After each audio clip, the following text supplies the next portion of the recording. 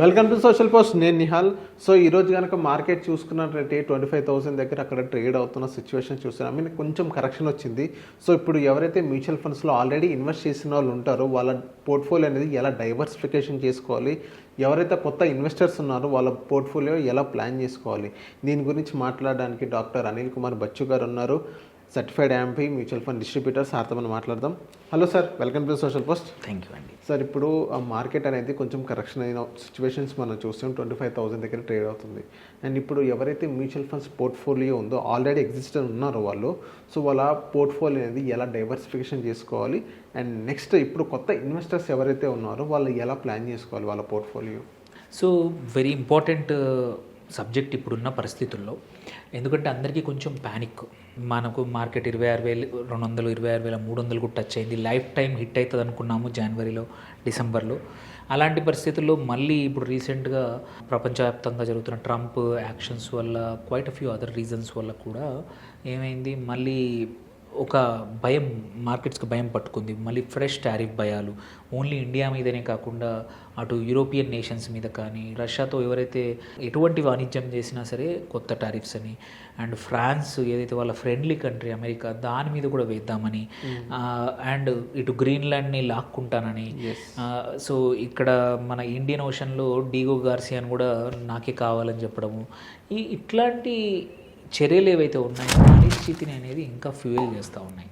So ఈ అనిశ్చితి fuel అయింది. దీంతో పాటు రీటైల్ ఇన్వెస్టర్సే కాదు, ఫారిన్ ఇన్స్టిట్యూషనల్ ఇన్వెస్టర్స్ బయింగ్ ఇంకా ఆగట్లేదు. లాస్ట్ 1 మంత్లోనే దగ్గర 25,000 కోట్లు, నియర్లీ $3 బిలియన్ దగ్గర స్టాక్స్ నెట్ సెల్లర్గా ఉన్నారు వాళ్ళు.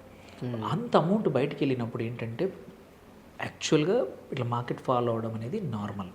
స్టిల్ ఏంటంటే domestic institutional investors, retail investors pump చేస్తున్నారు కాబట్టి మార్కెట్స్ అంత ఎక్కువగా పడట్లేదు. సో ఇది ఎన్ని రోజులు అంటే చెప్పలేము. ఇంకొక రీజన్ ఏమైందంటే అర్నింగ్ సీజన్. ఇప్పుడు మనం చూసుకుంటే అర్నింగ్ సీజన్లో కొన్ని పెద్ద ఏవైతే నిఫ్టీలో మేజర్ కాంపోనెంట్స్ ఏ ఉన్నాయి, HDFC bank, ICICI bank, Reliance, ఈ 3 కూడా ఎక్స్పెక్ట్ చేసిన దానికన్నా నంబర్స్, హ్యూజ్ నంబర్స్ ఇవ్వలేదు. అంటే మ్యూటెడ్ నెంబర్స్ ఇచ్చాయి. అట్లని చెప్పి చెడ్డ నెంబర్స్ కూడా ఇవ్వలేదు, స్టిల్ ఇచ్చాయి. సో అది కూడా కొంచెం డిసప్పాయింట్మెంట్ అయింది. ప్రాబబ్లీ ఇప్పుడు నెక్స్ట్ ఏమంటే మనం అనుకున్నాం, పోస్ట్ జిఎస్టీ రేషనలైజేషన్ తర్వాత డిమాండ్ పెరిగింది, కన్జంప్షన్ కూడా పెరిగింది. కానీ ఆ కంపెనీస్ రిజల్ట్స్ ప్రాబబ్లీ ఇప్పుడు వస్తాయి, మార్కెట్స్ మళ్ళీ పికప్ కావచ్చు. That is one. సెకండ్, ఇంకొకటి ఏం జరుగుతుంది అంటే బడ్జెట్ 1 ఏప్రిల్కి వస్తుంది.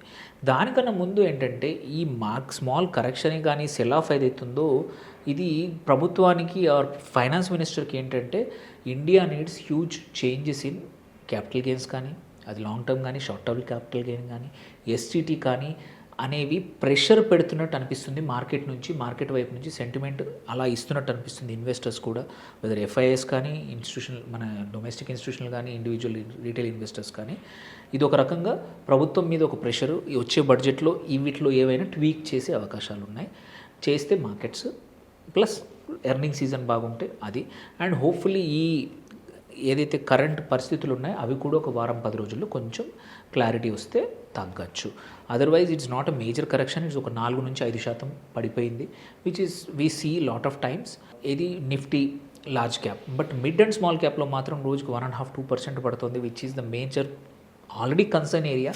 ఇంకా పెద్ద కన్సర్న్ ఏరియా అయిపోయింది. నిఫ్టీ మన టాప్ స్మాల్ క్యాప్ 100 కూడా తీసుకున్నా, 200 తీసుకున్నా కానీ 15,000 దగ్గరకు వచ్చేసింది. It was at one time 22-23 వేలు మనం చూసినది. సో ఇదంతా కూడా ఎన్ని రోజులు తెలీదు మనకి. కాకపోతే హోప్ఫుల్లీ మన హోప్ ఏంటంటే జిఎస్టీ నెంబర్స్ బాగా ఉన్నాయి, బడ్జెట్లో కూడా రిఫార్మ్స్ రాబోతూ ఉన్నాయి, అండ్ ఎర్నింగ్స్ కూడా బాగున్నాయి అనే హోప్తో మార్కెట్స్ మళ్ళీ రికవర్ అవ్వచ్చు తొందరలోనే. దెన్ ఈ టైంలో మీరు అడిగిన క్వశ్చన్ ఏంటి, మ్యూచువల్ ఫండ్స్ ఇన్వెస్టర్స్ ఏమి చేయాలి? ఎందుకంటే భయంగా ఉంది అందరికీ. ఈవెన్ ఎగ్జాంపుల్ నాకే ఒక 10-15 కాల్స్ వచ్చాయి నా క్లయింట్స్ నుంచి.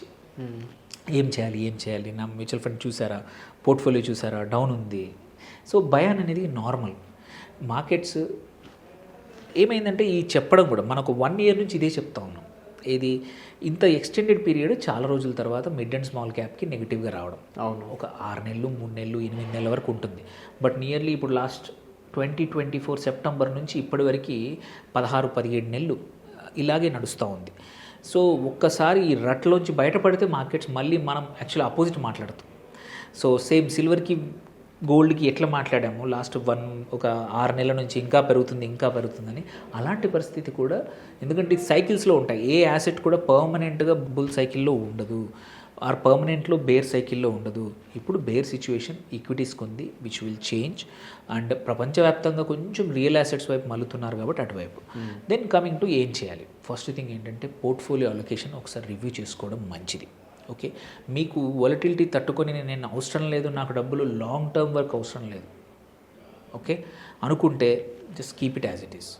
బట్ ఏమైనా పరిస్థితులు మారాయి, మీరు మీ గోల్ దగ్గరకు వస్తూ ఉంది, సో ఒక 2 ఇయర్స్లోనే ఉంది, 3 ఇయర్స్లో ఉంది అంటే మాత్రం కొంచెం చూసుకోండి. That is one. Second, me fund ఎక్కడైతే ఏ కేటగిరీలో అయినా సరే, mid cap, small cap, multi cap ఏదైనా సరే, లాస్ట్ 1.5-2 ఇయర్స్లో నీ ఫండ్ ఆ కేటగిరీలో ఏ పొజిషన్లో ఉందో చూసుకోండి. యావరేజ్ కన్నా బెటర్గా ఉందా, యావరేజ్కి దగ్గరగా ఉందా, యావరేజ్ని బీట్ చేసిందా. ఓకే, యావరేజ్ దగ్గరలో ఉన్నా, యావరేజ్ని బీట్ చేసినా keep it as it is. యావరేజ్కి చాలా దూరం ఉంది. ఎగ్జాంపుల్, నీ కేటగిరీ 5% ఇచ్చింది లాస్ట్ ఇయర్, నువ్వు చేసిన లార్జ్ క్యాప్, మల్టీ క్యాప్ అనుకోండి, నీ ఫండ్ 7-8 ఇచ్చిందంటే keep it as it is, because it is beating the average. But నీ ఫండ్ -5, -6 అంటే డిఫరెన్స్ ఈజ్ బిగ్. ఏది కేటగిరీ యావరేజ్ కన్నా అయితే కొంచెం కన్సిడర్ చేయండి. సార్ ఇప్పుడు ఎవరైతే ఇప్పుడు అడ్వైజర్ లేకుండా ఎవరైతే తన ఓన్గా తన పోర్ట్ఫోలియో డిజైన్ చేసుకుంటారో, సో వాళ్ళ ఎలా డైవర్సిఫికేషన్ చేయాలంటారు సార్ ఈ ఇయర్లో వాళ్ళు ఏం చేయొచ్చు అంటే, ఒకటి మల్టీ యాసెట్ వైపు మళ్ళొచ్చు, ఓకే, హైబ్రిడ్ ఫండ్స్ వైపు మళ్ళొచ్చు, ఓకే డైనమిక్ యాసెట్ అలొకేషన్ వైపు మళ్ళొచ్చు. ఈ 3 కేటగిరీలు ప్లస్ ఆబ్వియస్లీ గోల్డ్ అండ్ సిల్వర్లో కూడా కొంచెం ఎక్స్పోజర్ ఉంటే మంచిది. లాట్ ఆఫ్ ఫండ్స్ వచ్చాయి. కొన్ని కేసుల్లో మీరు డబ్బులు విత్డ్రా చేయాల్సిన అవసరం లేదు. మీ ఎగ్జిస్టింగ్ అదే మ్యూచువల్ ఫండ్ హౌస్లో చాలా ఫండ్ కంపెనీస్, ఇప్పుడు fund houses fund of funds అలో చేశాయి. ఎగ్జాంపుల్, మీకు XYZ మ్యూచువల్ ఫండ్ ఉంది, కోటక్ మ్యూచువల్ ఫండ్ ఉంది, అందులో mid cap, emerging fund, small cap fund, mid cap ఫండ్లో పెట్టారు. మీరు వాంట్ టు స్విచ్ టు అనుకోండి equity support silver and gold, సింపుల్గా స్విచ్ కొడితే చాలు, మళ్ళీ డబ్బులు మీ అకౌంట్లోకి తెచ్చుకోవాల్సిన అవసరం లేదు. కొంచెం పోర్షన్ ఒక 10-15% మనం ఏదైతే అంటున్నామో, ఎవరైతే మిస్ అవుతాం అనుకుంటున్నారో, ఎక్కువ కాదు, గోల్డ్ అండ్ సిల్వర్కి 15, maximum 20%, not more than that. Even multi asset funds కూడా అంతే, మినిమం 10 చేస్తాయి, అడిషనల్గా అవసరానికి తగ్గట్టు మారుస్తాయి. సో అదొక కేటగిరీ, అటువైపు మళ్ళొచ్చు. ఇట్లాంటి వొలటైల్ టైమ్స్లో ఇంకొక నెక్స్ట్ ఫ్యూ మంత్స్ వొలటిలిటీ ఇట్లాగే ఉన్నప్పుడు ఈ ఫండ్స్ పర్ఫార్మెన్స్ బెటర్ చేస్తాయి. కాబట్టి మీ దగ్గర ఇప్పుడు లంసమ్ ఉన్నా ఇన్వెస్ట్ చేయాలంటే ఈ కేటగిరీ ఫండ్స్ ఇప్పుడు సూటబుల్. మల్టీ యాసెట్ కానీ, కొంచెం గోల్డ్ కానీ, సిల్వర్ కానీ, ఆర్ డైనమిక్ యాసెట్ అలొకేషన్ కానీ, ఇట్లాంటి వాటిలో అడ్వాంటేజ్ ఏంటంటే ఫండ్ మేనేజర్ దగ్గర డిస్క్రిషన్ ఉంటుంది కాబట్టి పరిస్థితులకు తగ్గట్టు వాళ్ళు చేస్తారు. Or flexi cap fund, okay multi cap fund, ఇట్లాంటివి ఫండ్ మేనేజర్కి చూసుకొని చేస్తారు. అండ్ ఇంపార్టెంట్ ఏంటంటే ఇంకొకటి, ఇన్వెస్టర్స్ సిప్స్ని ఆపద్దు, మీ ఎస్ఐపిలు ఆపద్దు. పర్పస్ ఆఫ్ ఇది బెస్ట్ టైం యాక్చువల్లీ, కుదిరితే ఇంకా ఎస్ఐపిలో మీరు చేస్తున్న ఎస్ఐపిలో డబ్బులు ఉంటే యాడ్ చేయండి. బికాజ్ మనం ఏమంటాం, ఎస్ఐపి అంటేనే రూపీ కాస్ట్ యావరేజింగ్ అంటాం. Over a period of time markets హైలో ఉన్నప్పుడు కూడా ఇప్పుడు ఎక్కువ యూనిట్స్ వస్తాయి. అవును, సో మార్కెట్స్ కొంచెం కరెక్షన్ వచ్చినా మీకు అడిషనల్ యూనిట్స్ వస్తాయి. Don't miss out on this please. Just because market పడిపోతుంది, నేను ఇప్పుడు 10,000 పెడుతున్నాను, 20,000 పెడుతున్నాను, దాన్ని ఎస్ఐపిని పాజ్ చేస్తాను, ఆపేస్తానంటే కరెక్ట్ కాదు. This is the time to develop, ఇంకా యాడ్ చేయండి, టాపప్ చేయండి. Okay, so that is second mutual fund advisor. Third ఏంటంటే, అవసరం ఉంటే డైవర్సిఫై చేయండి. మేము మొత్తం ఈక్విటీ ఉంది, మంచి టైంలో పెట్టాము, 22-23లో పెట్టాము, ఆ 24 అర్లీలో పెట్టాము, ఈక్విటీస్ అన్బీటబుల్, అవేం పడిపోవు అనే ధైర్యంతో ఉన్నప్పుడు పట్టాము. ఇప్పుడు పరిస్థితులు బాగాలేదు కదా, కొంచెం కుదిరితే 100% ఈక్విటీ నుంచి నేను చెప్పిన డెట్ వైపు కానీ, మల్టీ యాసెట్ కానీ, డైనమిక్ యాసెట్ కానీ, or any other hybrid funds కానీ కొంచెం షిఫ్ట్ అవ్వడం బెటర్. అండ్ లాస్ట్ వచ్చేసి, స్టిల్ ఒకసారి పీరియాడిక్ రివ్యూ చేసుకోండి. ఇట్లాంటి వొలటిలిటీ ఎక్కువ ఉన్నప్పుడు మామూలుగా అవసరం ఉండదు, yearly once or twice is enough mutual funds. ఎందుకంటే ఫండ్ మేనేజరే నీకు ఆ పని చేస్తాడు. నీకున్న పోర్ట్ఫోలియోలో ఎట్లాంటి ఫండ్స్ అనేది చూసుకుంటే చాలు 1 ఇయర్కి ఒకసారి. బట్ ఇట్లాంటి టైంలో ఏంటంటే కొంచెం మచ్ మోర్ మానిటరింగ్ అవసరము. మీ ఫండ్ ఏమైనా పరిస్థితులు మారాయా, మీరు చేసిన పోర్ట్ఫోలియోలో ఏమైనా చేంజెస్ ఉన్నాయా, మీ గోల్ దగ్గరికి వస్తుందా, దాన్ని బట్టి కొంచెం చేంజెస్ చేసుకోవడం బెటర్. అండ్ డబ్బులు డబ్బులు ఉంటే మాత్రం this is the best time to add. ఇది కొత్త ఇన్వెస్టర్స్కి ఇప్పుడు. సో కొత్త ఇన్వెస్టర్ ఏంటంటే నువ్వు చాలామంది ఏంటంటే ఏదైనా కరెక్షన్ వస్తేనే పెడతామని ఒడ్డు కూర్చుంటారు. దిస్ ఈజ్ ఒడ్డు కూర్చున్న వాళ్ళకి ఇప్పుడు చేపలు పట్టే టైం అనమాట. సో ఇప్పుడు డబ్బులు వేసేసి మీరు ఇన్వెస్ట్ చేసుకుంటే కొంచెం అడిషనల్గా 2-3% ఆల్ఫా వచ్చే అవకాశాలు ఉన్నాయి, ఇంకెక్కువ కూడా రావచ్చు. ఓకే. సో స్మాల్ కొంచెం రీసెర్చ్ చేయండి. ఇప్పుడు యాడ్ చేస్తా పోండి. ఇది కూడా ఒకేసారి పెద్దల అంశం కాదు. మీ దగ్గర 10 లక్షలు ఉంటే వీక్లీ 2 lakhs యాడ్ చేయండి. దిస్ మార్కెట్ కరెక్ట్ అయినప్పుడు. ఇంకా కొంచెం కరెక్ట్ అయినా నెక్స్ట్ వీక్ పడుతుంది, అప్పుడు మీరు యాడ్ చేస్తారు. సో ఒక ఎస్టీపీ లాగా లిక్విడ్ ఫండ్లో పెట్టుకోండి. కరెక్ట్ అయినప్పుడల్లా మీరు సింపుల్గా నెక్స్ట్ డేనే ఆర్ సేమ్ డేనే మీరు ఈక్విటీ ఫండ్కి షిఫ్ట్ చేయొచ్చు. సో ఎస్ఐపీస్ కొత్త వాళ్ళకి ఏమి ఇబ్బంది లేదు. Go head and start. మీకు ఎస్ఐపీలు ఎవరైనా ఏ టైంలో అయినా స్టార్ట్ చేయొచ్చు, ఇప్పటికి కూడా చేయొచ్చు. Wonderful time. దెన్ డైవర్సిఫికేషన్ అవసరం ఉంటే మాత్రం వాళ్ళకు కూడా అంతే. ఇప్పుడు ఇన్వెస్ట్ చేసేప్పుడు గ్రేట్ లెసన్ ఫ్రమ్ 2025 అంటే డైవర్సిఫికేషన్ ఈజ్ ఇంపార్టెంట్. ఓకే. మనము ఈక్విటీ బాగున్నప్పుడు ఓన్లీ ఈక్విటీ అన్నాము, మెటల్స్ బాగున్నప్పుడు ఓన్లీ గోల్డ్ అండ్ సిల్వర్ అన్నాము. ఇప్పుడు గోల్డ్ అండ్ సిల్వర్ ఆగిపోయింది అనుకోండి, ఒక 5-6 సంవత్సరాలు ఇంతకుముందు చూసాం. ఆగిపోయినప్పుడు 5 to 6 years ఫ్లాట్గా ఉంది. అవును.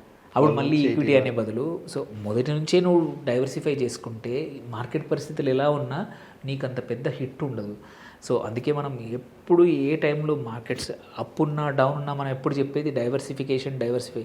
ఇవాళ కూడా ఎవరైతే diversified portfolio investors, long term investors ప్రశాంతంగా ఉన్నారు. వాళ్ళకి తెలుసు ఇట్లాంటి సైకిల్స్ వస్తాయి పోతాయి. మనం ఇంకొక భయం ఉంది, 2026 క్రాష్ అవుతుంది. ఎంత క్రాష్ అయినా ఏమి జరిగినా విరుగుట కొరకే అన్నట్టు మనకు తెలుసు. మార్కెట్స్ ఎంత పెరిగితే అవి తగ్గుతాయి. ఎట్ ద సేమ్ టైం ఎంత పెరిగినా మార్కెట్స్ ఎప్పుడు కూడా flexible, elastic, they will come back. Okay. మన ఆప్టిమిజం కొన్నిసార్లు నెగిటివ్గా ఉంటుంది. ఇప్పుడు నెగిటివ్గా ఉంది ఆప్టిమిజం, హోప్ కనబడట్లేదు. But it will change. కొన్ని మంచి న్యూస్ వింటే మార్కెట్ మారిపోతుంది. And we are still number 1 growing nation, GDP wise కానీ అన్ని వైజ్లో కానీ. సో అందుకోసం ఎగ్జిస్టింగ్ ఇన్వెస్టర్ అయినా కొత్త ఇన్వెస్టర్ అయినా సరే డిసిప్లిన్తో స్టే ఇన్వెస్టెడ్. కేటగిరీ అనేది చూస్ చేసుకోండి. ఈ టైంలో తగ్గట్టు కావాలంటే రేపు ఆప్టిమైజ్ చేసుకొని కొంచెం టాక్టికల్గా ఇప్పుడు ఉండాల్సింది. Tactical allocation is very important. So ఈ 6 months బీ టాక్టికల్. అంటే షార్ట్ టర్మ్ కోసం పోర్ట్ఫోలియోని అటు ఇటు చూస్తూ ఉండండి. మేజర్ పోర్ట్ఫోలియో మాత్రం అలా ఉంచేయండి. సో కొంచెం టాక్టికల్ ఇన్వెస్ట్మెంట్ ఇప్పుడు పనికొస్తుంది. సో ఇప్పుడు మీకు ఫైనాన్షియల్ అడ్వైజర్ అవసరం ఎక్కువ ఉంటుంది నార్మల్ టైం కన్నా. అంతా బాగున్నప్పుడు కామ్ వాటర్లో నీకు ఎవరి హెల్ప్ అవసరం లేదు. ఒక సముద్రం ఎప్పుడైతే నడి సంద్రంలో ఉన్నప్పుడు కామ్గా ఉంటే మంచి, నాకు అంతా వచ్చు, నా పడవ నేను ఎటంటే అటు వెళ్ళిపోతాం. బట్ తుఫాన్ టైంలోనే ఇబ్బంది. సో ఇది తుఫాన్ టైం అట్లాంటిది. సో ఈ టైంలోనే నీకు ఒక గైడెన్స్ అవసరం. నీ ఫండ్ మేనేజర్తో మాట్లాడండి, ఫండ్ అడ్వైజర్తో మాట్లాడండి, ఫైనాన్షియల్ అడ్వైజర్తో మాట్లాడండి. వాళ్ళతో మాట్లాడితే they will help you out. ఇది not the time to cut losses తీసుకొని బయటకు పడే టైం మ్యూచువల్ ఫండ్లో కాదు. Mutual funds are passive investment and they are suppose to be investment, not trading. రీసెంట్గా 1.5 year పడితే ఉంచండి. అందరివి లాస్లో ఉన్నాయి, మీ ఒక్కరిదే కాదు. So this is not the time to panic. ప్రశాంతంగా ఉంటే డబ్బులు ఇంకా యాడ్ చేయండి. ఇప్పుడు చీపర్ ఇది ఉంది. అప్పుడు గోల్డ్ అండ్ సిల్వర్ పెట్టమన్నప్పుడు పెట్టారు, కొద్దిమంది పెట్టలేదు, మిస్ అయ్యారు. ఇప్పుడు ఈక్విటీలో పెట్టమని ఇప్పుడు చెప్తున్నాను. ఇప్పుడు మిస్ అయితే తర్వాత బాధపడతారు when the things go fine. So ఇది చేస్తే చాలండి, మీ పోర్ట్ఫోలియోలు బాగా ఉంటాయి, మీరు హ్యాపీగా ఉంటారు. చిన్న చేంజెస్, చిన్న కంట్రోల్ కావాలి మన పోర్ట్ఫోలియో పైన, అంతే. సో థ్యాంక్ యూ సార్ మన సోషల్ పోస్ట్ వచ్చినందుకు. Thank you.